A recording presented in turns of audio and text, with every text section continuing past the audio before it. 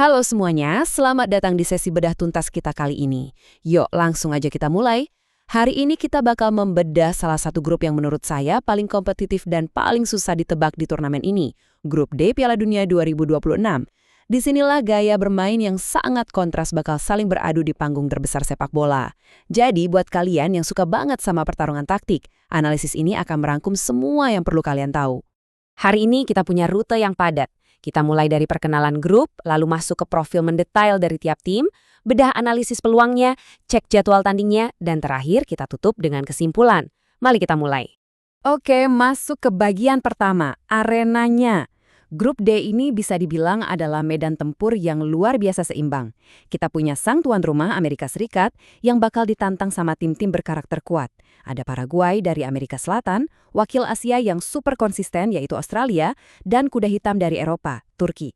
Dua tim teratas otomatis lolos, dan peringkat 3 masih punya harapan. Jadi setiap poin berharga banget di sini. Coba kita intip peringkat FIFA mereka. Lihat di betapa rapatnya persaingan ini. Berdasarkan data terbaru, Amerika Serikat emang unggul dikit di kisaran peringkat 11-14 dunia. Tapi, perhatikan 3 penantang lainnya. Australia dan Turki nempel ketat banget di pertengahan 20-an. Terus ada Paraguay di kisaran 39-48. Di atas kertas, bener-bener nggak ada satupun tim yang dominan mutlak di grup ini. Lanjut ke bagian kedua, profil tim. Mari kita lakukan scouting atau pemanduan bakat untuk masing-masing petarung di grup D ini, dan kita mulai dari sang tuan rumah. Amerika Serikat ini lagi mengalami evolusi yang gila-gilaan. Kekuatan utama mereka bertumpu pada apa yang sering disebut sebagai generasi emas muda. Intensitas main mereka tinggi banget, wajar sih soalnya banyak pemain mereka sekarang reguler main di liga-liga top Eropa, kayak Premier League, Serie A, dan Bundesliga. Dan yang paling penting, dukungan puluhan ribu supporter di kandang sendiri. Nah, pertanyaannya, apakah status tuan rumah ini bakal jadi beban mental buat mereka, atau justru jadi senjata psikologis yang mematikan? Kalau kita bedah skuadnya, mereka punya fondasi yang solid banget lewat Matt Turner, Anthony Robinson, dan Weston McKennie. Tapi kunci utamanya jelas ada di sang kapten, Christian Pulisic, plus Folarin Balogun yang pergerakannya di lini depan itu luar biasa mobile. Secara historis, mereka pernah loh nyicipin semifinal tahun 1930 dan belakangan rajin masuk 16 besar. Mereka benar-benar udah berevolusi jadi raksasa di zona CONCACAF.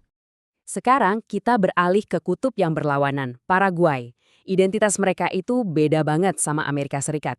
Paraguay ini sangat ngandelin pertahanan yang super disiplin dan gaya main fisik yang keras khas Amerika Selatan. Mereka ini pragmatis banget, organisasi tim jauh lebih penting daripada ngandelin aksi individu 1 atau 2 bintang. Oh ya, satu hal yang wajib diwaspadai dari mereka, eksekusi bola mati. Di belakang, mereka punya tembok kokoh yang dipimpin bek tangguh Gustavo Gomez, dibantu Omar Alderete dan kiper Carlos Coronel. Begitu mereka berhasil motong serangan lawan, wush, transisi kilat langsung dimotori sama Miguel Almiron yang lincah banget. Masih ingat kejutan mereka tembus perempat final tahun 2010? Nah, Paraguay ini benar-benar ngedefinisiin apa artinya jadi tim yang paling bikin frustrasi buat dikalahkan. Selanjutnya, Australia. Kalau ngomongin soal mental bertanding pantang menyerah, ya ini dia timnya. Mereka ini ngandelin banget stamina fisik yang elit dan organisasi pertahanan yang rapat, yang mana seringkali sukses nutupin kekurangan teknis mereka pas lawan tim-tim raksasa.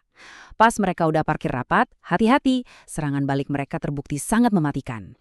Coba perhatikan pemain kuncinya. Di tengah ada Jackson Irvine yang etos kerjanya kayak nggak ada capeknya. Terus di belakang ada Harry Souttar, bek raksasa yang selalu mendominasi duel udara. Bareng pemain inti kayak Matt Ryan dan Craig Goodwin, Australia ini tergolong langganan tembus 16 besar, seperti di 2006 dan 2022.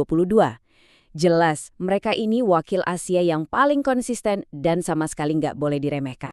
Dan petarung terakhir kita adalah Turki. Tim ini bawa warna yang sangat menarik, karena mereka memadukan teknik individu Eropa dengan flair ala Timur Tengah. Daya ledak mereka ada di kreativitas lini tengah yang luar biasa dalam dan gaya nyerang yang serba cepat. Yang bikin mereka makin ngeri sekarang, munculnya generasi pemain muda baru yang penuh energi dan sangat menjanjikan. Kekuatan utama mereka ada di para pengatur serangannya. Turki punya Hakan Çalhanoğlu yang tembakan bola matinya udah terkenal maut di Eropa. Ditambah lagi ada wonderkid dengan visi ajaib, Arda Güler. Didukung sama pemain solid seperti Merih Demiral dan Orkun Kokcu, generasi baru Turki ini pasti lagi ambisius-ambisiusnya pengen ngulang sejarah magis saat mereka juara 3 di 2002. Bagian ketiga, analisis dan peluang. Setelah kita kenalan sama karakter masing-masing tim, kira-kira gimana jadinya kalau gaya main yang beda-beda ini diadu langsung di atas rumput hijau? Mari kita bandingkan. Ini skenario sepak bola yang paling klasik, serangan badai melawan tembok kokoh. Di satu sisi, bayangin intensitas serangan tinggi dari darah muda Amerika Serikat. Di sisi lain, ada blok pertahanan Paraguay yang pragmatis dan disiplin abis. Pertanyaannya, mampukah kecepatan pemain AS ngebongkar rapatnya pertahanan Amerika Selatan ini? Atau justru AS yang bakal keteteran kena serangan balik? Sementara itu, kalau Turki ketemu Australia, ini ceritanya soal teknik kehalusan melawan kekuatan fisik murni. Turki pasti bakal coba mendikte permainan lewat operan-operan kreatif.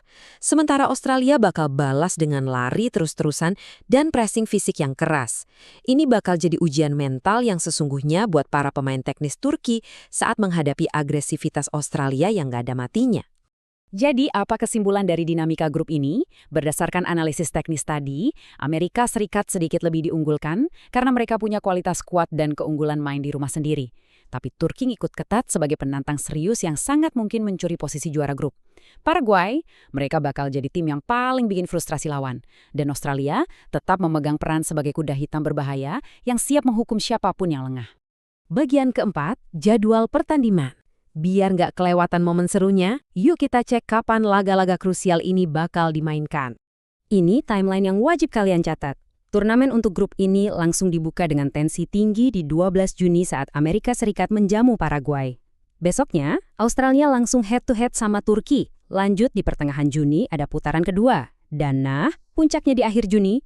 Di laga terakhir ini, Amerika Serikat ketemu Turki dan Paraguay melawan Australia. Mengingat grup ini sangat seimbang, laga akhir bulan Juni ini diprediksi kuat bakal jadi partai hidup mati yang menentukan siapa yang lolos. Kita sampai di bagian kelima, kesimpulan.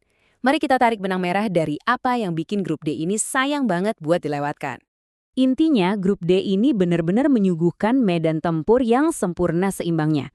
Kita melihat perpaduan antara keuntungan tuan rumah, kreativitas elit, ketahanan mental baja, dan disiplin taktis yang luar biasa. Perebutan tiket menuju fase gugur ini saya yakin baru akan terjawab sampai peluit akhir di pertandingan terakhir ditiupkan. Nah, ini dia pertanyaan pamungkasnya. Dengan kekuatan yang nyaris tanpa jarak dan masing-masing tim punya senjata rahasia, akankah ada kejutan masif yang mengacak-acak semua prediksi di grup D ini? Kita tunggu saja nanti. Terima kasih sudah bergabung di sesi bedah tuntas kali ini. Terus pantau tim-tim ini dan pastinya bersiaplah menyambut pesta sepak bola terbesar di dunia.